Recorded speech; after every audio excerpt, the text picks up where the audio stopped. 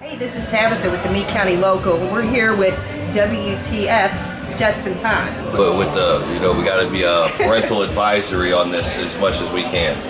Okay, and for those of us who doesn't know really who you are, Yes, ma'am. just who is just in time?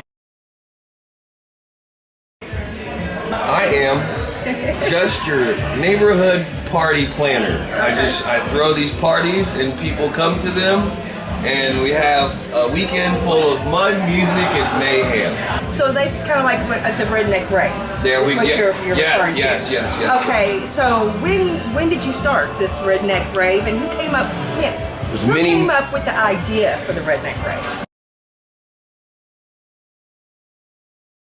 Well, ma'am, yours truly right here did that. All right. Okay. And it was many moons ago, back in the day. Now it was like 5 years ago. Okay. But yeah, it was. I was working at Arby's and I was cutting grass, and a buddy was like, "Hey man, you should throw a mud bog." Okay. And I had no idea what a mud bog was or any of that kind of stuff at the time. But I was doing EDM events. Like I had a buddy named Jake Slater, and he was putting me on to host these big events called like Electric Spring, Electric Summer. And these were huge events, and I was like basically like a real MC, like a I'm the guy who's bringing them in, you know what I mean, bringing the energy, like bringing the energy, doing that.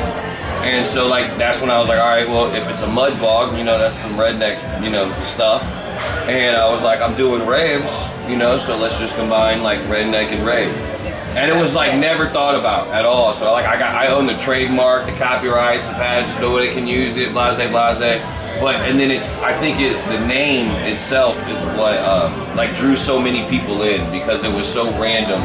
Like you would never hear like the word redneck and rave. You would never think you would ever see them together, so to speak. So I feel like that was, it brought a lot of attention and eyes on it just for the name alone. When is the next Redneck Rave?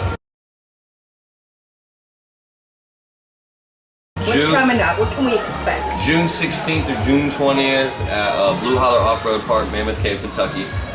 It's 5 days this time, and man, we're gonna have so many like people there this time. It's gonna be one of those things where it's like, are we prepared for it? Hell yes, we're prepared for it, because we waited 5 years to be able to throw like basically a redneck Woodstock, and so I mean, there's people coming from literally. I guarantee you there's going to be at least a person from every state, and it's different countries, like just so much different crazy stuff, and it's like, I don't know, I really can't, I'm just prepared, but you're never really prepared. You can just, kind of roll with the punches and hope your plan is accordingly. So in your opinion, would you say that you've made it? No, ma'am. No. Far from that. I would never say that, because there's always more work to be done. And I see how a lot of people around me that I'm like fortunate with to have friendships and stuff like that with, and they're on another level, and they never stop trying to excel and go higher, and that kind of motivates me always to be like goals. Yeah. It's like, what is really making it? Like, are my bills paid? Yeah. Or is my family taken care of? Absolutely. And that's all we can really ask for. Everything else is really just kind of extra at that point. Okay, so one more thing.